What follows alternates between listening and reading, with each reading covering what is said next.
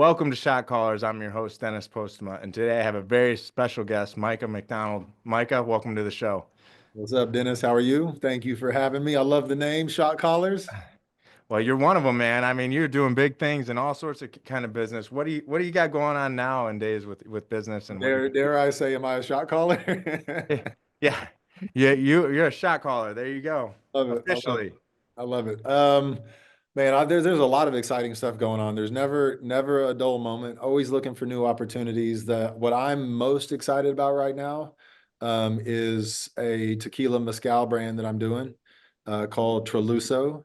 That's Okay. been a labor of love now for what, 2.5, 3 years. The amount of effort, energy that's gone into that's now about to come to fruition with a true launch in the first quarter of 2025. That's super exciting. And again, it's a lot of work that's been put into it. So, once you kind of get to that finish line, I've been in the red zone. If you know football, I've been in the red zone Yeah. for a minute. But I'm finally about to break through that end zone here soon. So that's a good one. That's called Treluso. That's going to be everywhere very soon.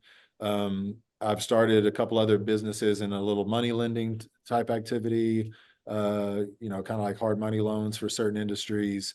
The main business is always, especially real estate development right now is going crazy in Southern California mostly, which is where I'm at right now. Another gorgeous day. Spent the last couple of days in Orange County, which I'm doing a ton of real estate development there. So always a lot going on. Yeah, I agree with you. You got tons going on, and like with the tequila, let's talk about. So the bottle is amazing, right? The design is amazing. It's very cool. I know what kind of effort you put in there, but also I have to the grab a amount. bottle here before we get off. I want to show everybody. Absolutely, man. We So got to give proud, a shout so out. proud of it. It's gorgeous. Yeah. Yeah, and tell our guests a little bit about what all you went through, you and your partners went through to get like the proper tequila and all of that. Because I mean, I've known you for a little while about this and how you've had to go through it all. Tell our guests a little bit about that. You've been a part of the journey and it's been years. Yeah. So it's interesting because I keep having conversations with people like you that have been like, and at some point, if I'm you, I'm like, man, this motherfucker never like he's never gonna have a tequila on the market. This guy keeps talking about this thing that's never. So the amount of hurdles, challenges. I mean, we're dealing with not only starting a brand new brand Hmm. that's going after the luxury market. So there are no, first and foremost, there are no corners to be cut. There are no shortcuts in quality. There are no shortcuts in design, in the flavor profiles. So all of that is just this, uh, intimate, close connection to every part of the process of the brand you're starting, down to the packaging, down to the tops for the bottles. I mean, it took me 6 months to get the bottle tops dialed in. Me and the team to get them dialed into how they needed to sit on the bottle. I mean, it's those types of things, but it's the dedication to it to make sure that it's exactly what it needs to be when it gets launched, and going through all the challenges and hurdles and just never getting discouraged, moving quick, executing quick, hitting those roadblocks, figuring out solutions, going forward, figuring out solutions going forward. I mean, I can't even begin to tell you over the course of the last 3 years how many no's have been involved, how many we can't do this, how many this isn't going to happen, and just refusing to take no for an answer and continuing to push through. You know, guaranteed, a lot of folks at this point would have called it at any one of those junctions and just Yeah. been like, yo, I can't do this. But nah, it's coming and it's going to be everything it's supposed to be. It's going to hit that luxury market. I'm going straight for getting a market share with the big boys. No more Closet Azul or 1942. You're going to see Treluso sitting there next to all of them really soon. I love that. And you're right, because I mean, first of all, for anybody who's been in entrepreneurship, talk about being tested. If you've never been in entrepreneurship, it gets darkest right before the dawn. I mean, that's for sure. So, I mean, we are always tested whenever that finish line to get through that red zone all the time. Any nuggets you have to share with, going through those hard times that you can tell people to like to have some perseverance and whatnot? Develop a hard skin, get used to saying people telling you no, get used to challenges and problems. If you're not solutions driven, it's going to be hard. I mean, being an entrepreneur is not fun, not flashy. trying to create something and start something from the ground up is at times seems impossible. You talk about the darkest before the dawn. Like I've thought the dawn was coming so many times and it just got darker. Yep. Uh, so you have to have like unreal perseverance. Yep. You have to believe in yourself uh, more than anything, that you're going to figure out a way to make it happen. You're going to figure out a way to do it. You're going to figure out how to come up with a solution that doesn't seem like there is one. And just keep pushing through. Like you have to be relentless. Yeah.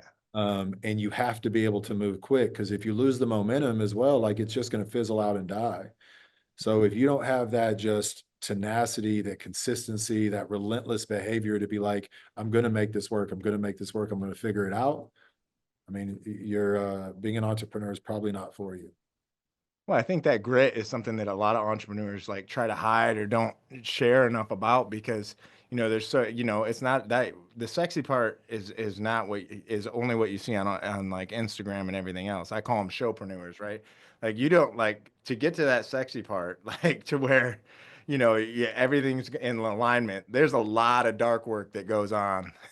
What you do in the dark and the things you have to train on, the podcast during your workouts that we mentioned earlier, the things that have to take place for you to get to that point. It's not just all bells and whistles. It's a lot of hard work. And then you're however many years to an overnight success, right? I mean, and Oh, no, no, absolutely. You can't like stress that enough. There is, everybody loves the view. Mhm. Nobody wants to fuck with the climb, right? Yeah, At all. Like so, and everyone always just sees the view. right. Mean, they're not seeing the grueling amount of time, effort, energy, resources that you have to take out of yourself in order to get to that plateau and to be able to enjoy the view. And I think that's what washes out a lot of people, uh, Mhm. is because it's hard. I mean, it's extremely hard. And I mean, this has been, I mean, we're running on 3 years Yeah, on one brand. yeah, I know I know a lot of competitors that threw stuff together and they were rolling in 6 months, 5 months, yep, but they also, threw cheap, terrible, low quality tequila in a glass wine bottle, threw a label on it of, like a mule and a farmer, and yeah, called it something, that sound, dos, no, I don't want to, I don't want to say any competitor, but anyway, and just throw it to the market. That's not us. That's yep, not who we are. That's not what we are. We're taking that time, effort, and energy to make sure it's dialed in and perfect.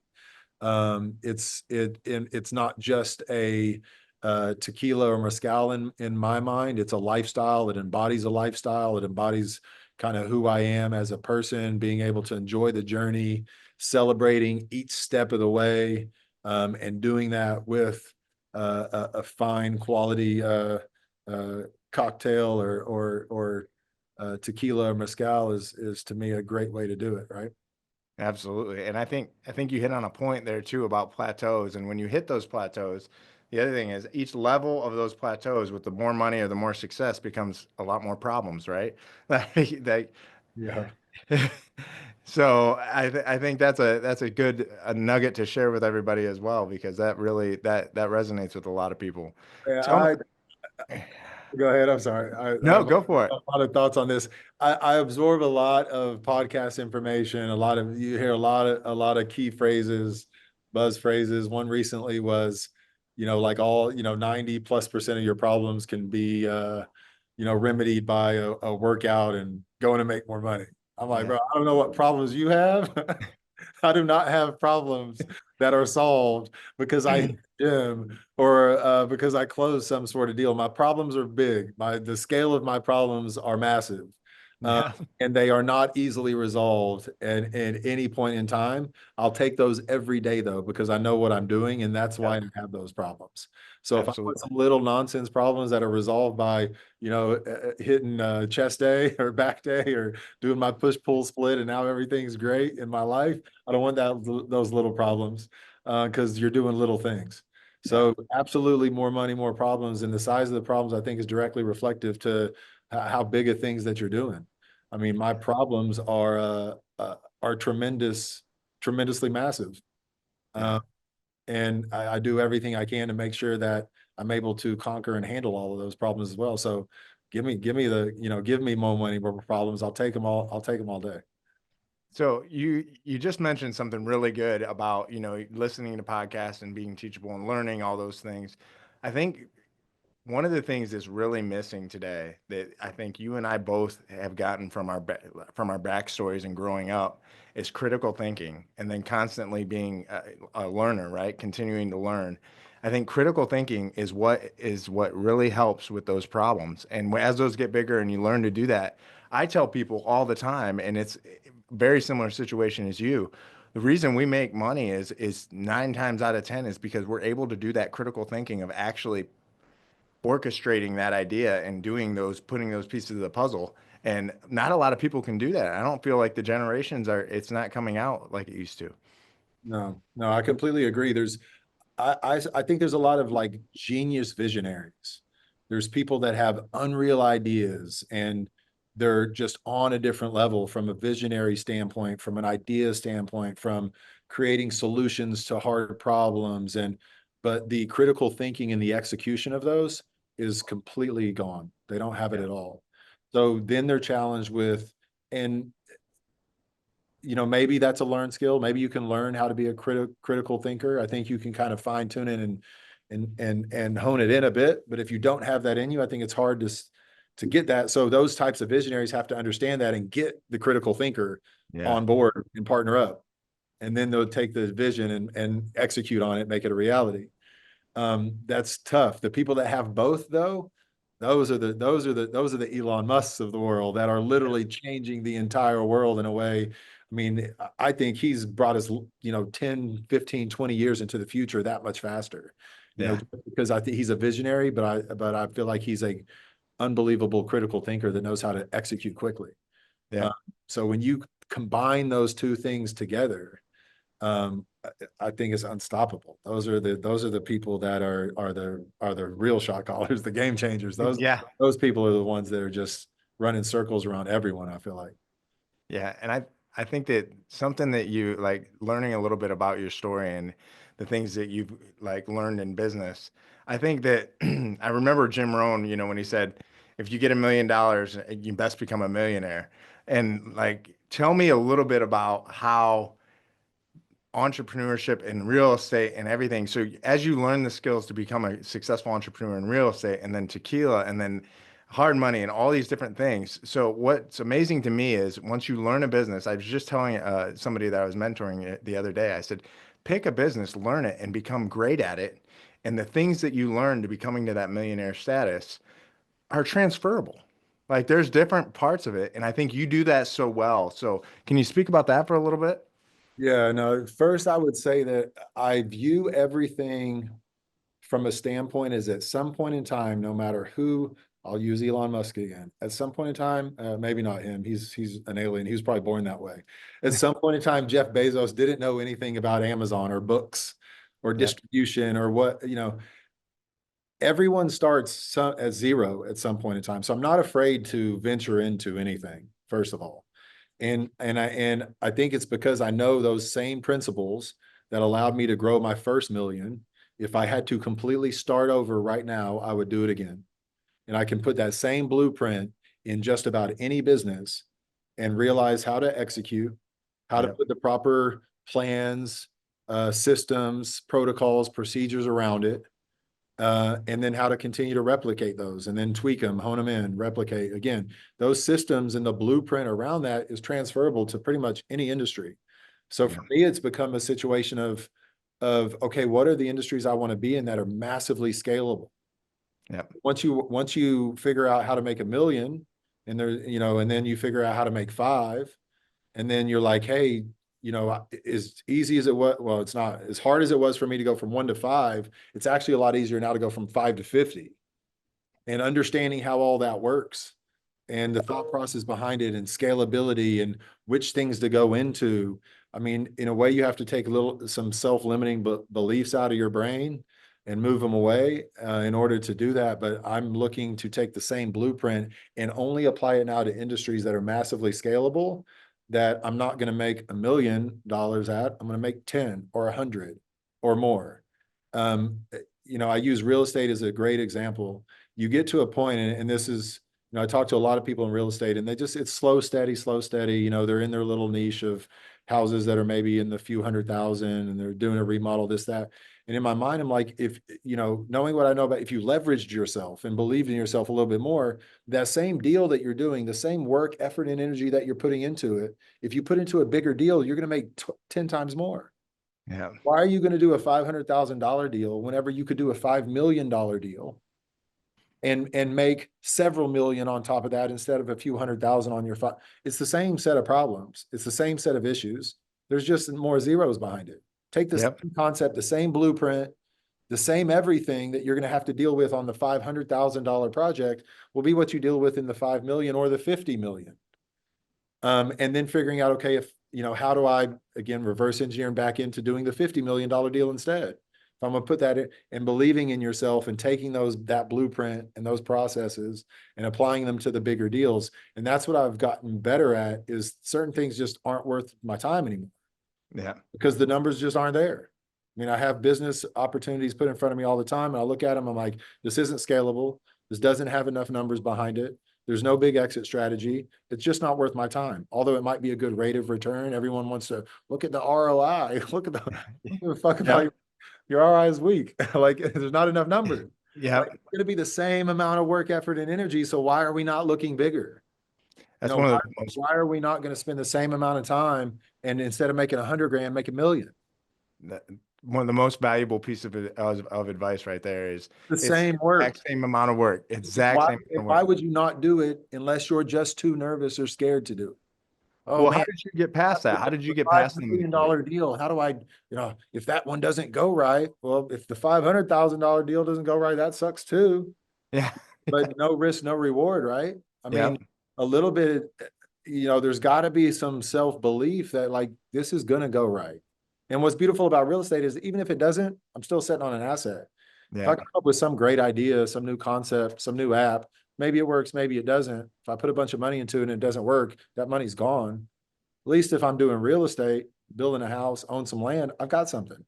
I Yeah. always have something. That's why I love the real estate play and component, because it's really just numbers. Numbers don't lie. Um, so don't lie to yourself about the numbers. Just be real about the numbers. And then if something doesn't go right, you still have a tangible asset that allows you to be flexible with and try to put something together.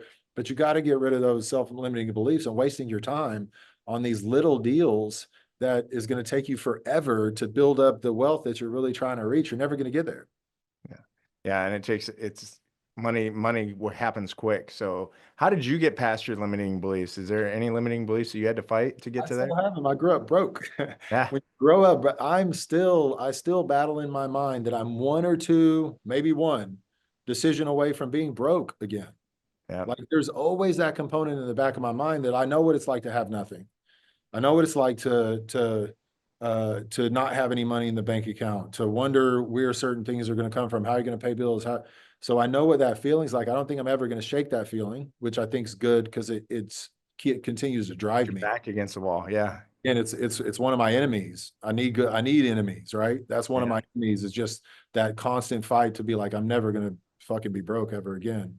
So I need that battle internally to keep me going, first of all. But I still battle with it. And it's something that I have to continue to push myself on daily to level up. Level up. This has the same risk, the same energy, the same resources, the same probability of success, but I'm going to make 7 or 8 figures instead of 5 or 6. Yeah. So why would I not put my energy into something that's going to make 7 or 8 figures for me? And I, that's when you start to level up. And if I'm not able to do that myself with my own my own income or whatever, if we're talking about a real estate project, then put in some work, put a business plan together. There's so many people that have money, that don't have time. You want perfect people, go to a doctor's conference, go to a PI lawyer's conference. Those guys have millions of dollars, but absolutely no time to invest in anything other than the stock market, no time to find real estate deals, but they love Grant Cardone too. They love all this stuff on social media too. They know real estate's how you make money, right? Put together an amazing business plan and go sit there in front of 15 doctors and get them all to put $100,000 in each. And do your first, raise your first capital and go do a $10 million deal with other people's money. And Yep. you put in the same work as if you did your little $20,000 deal. It's I mean, to me, 100% it right. makes a lot of sense. To me, it seems very straightforward, logical. The only thing that keeps people from doing that is they're just scared. What if this fails? I'm going to lose my 10 grand. Who cares? It's not going to do anything for you anyway. Go raise a few $1 million. Believe in yourself enough. If you believe in yourself enough and you present yourself to those people, they're going to believe in you as well. You'll get so many checks from lawyers, doctors, attorneys, like all those, like they're gonna invest. They have nothing but money, but no time. Because Yeah. they're at the end of the day, they're working hourly pretty much. So Yeah. but they want to make their money work for them just like anyone else. That's a great place to source funds. Well, you mentioned something that I really love to talk about, and as we run out of time, I always say a well-orchestrated chip on your shoulder is one of the best tools that you can possibly have. I Yeah. told Choose I had, your enemies wisely. I think that's Patrick, shout out to Patrick Bet David. Choose your yeah, enemies wisely. I think is a book that I enjoy very much. yeah, I agree with that. I didn't know that he said, yeah, that's awesome. Yeah, shout out for Yeah, sure. check that book out. Those are the chips on your shoulder, Yeah, and choosing your enemies wisely. Those are the chips that you're sitting there fighting against. And I've yeah, got a handful of them. I got good ones. yeah, I remember the insults from friends and people in my neighborhood growing up and being, the poor kid. And I remember all of that. I know everyone who told me I wouldn't ever be successful. I mean, I still remembered their exact words to me. I love being underestimated. I love people yeah, looking at me like walking into situations and they just kind of size me up and don't realize who I'm at, what I've done, where I've been. yeah. I love things like that. It gives me all the fuel and all that I need to keep blowing past them. Well, I had a big meeting about that the other day. I said, okay, well, you hear about finding your why, but let's talk about the deep, deep why. Like, let's talk about yeah, you have a why. Like, I want to do good for my family, and I really want to give my daughter and my wife the best life, and I want to do this, and that. Yeah, those are all great whys. But imagine like you said, like you find that crazy chip on your shoulder why of like, I'm going to be successful because of this. And that'll get you to the gym, that'll get you working, that'll get you that any type of fuel for the fire, that'll help. 1,000,000%. It's the best fuel. Like Yeah. if you're a guy and you're lacking that, whatever you want to call it, motivate. I think motivation's nonsense. It's more Yeah. dedication. If you want that Discipline. dedication and consistency, then you need to put that big chip on your shoulder for whatever reason. The Yeah. girl that dumped you, the friends that made fun of you, the teacher that said you wouldn't amount to anything. Take all of that and harness it. There's no better, I don't like the word necessarily revenge, but there's no better comeback to all of that other than to have people see you continue to rise. Yep. And there is still out there for me. And it's interesting because I'll go back to Houston every once in a while, and Houston's where a lot of those haters reside. Yeah. And they can't stand it. They can't Yeah. stand it. They see me out, damn, you're in better shape than the last time I saw you. What is this? I- What is this car? What is this car? And I'd be a lie if I didn't say, there's a part of you that loves it because those are the same people that told you you couldn't do it. So yeah. it's not really about the stuff or the things, but it's what you're telling yourself of what you're capable of doing, believing in yourself. That's what gives it value. That's what gives any of this stuff value to sit in a house like this, knowing where I came from, knowing where I grew up, knowing my core values, but also being like, damn, like I did this, I put this work in and Yeah. having pride in doing that. And I think a lot of people get hated on now. Oh, you're cocky, you're this, you're this. No, take pride in the things that you're good at and your Yeah. accomplishments that you do. And I'll be the first to applaud those things. People need to, not be scared to pat themselves on the back. Right. Like, man, I'm capable. I'm good. Like, look what I've been able to build, and then continue to build on top of that instead of having to feel like they've got to shy away from it or whatever. I know where I've been and what I've been through, and I'm not supposed to be here. Yeah. There's nothing about my life that's supposed to be where it is right now. As I sat here talking to you, views in the background, I'm not supposed to be here. Yeah. And I am.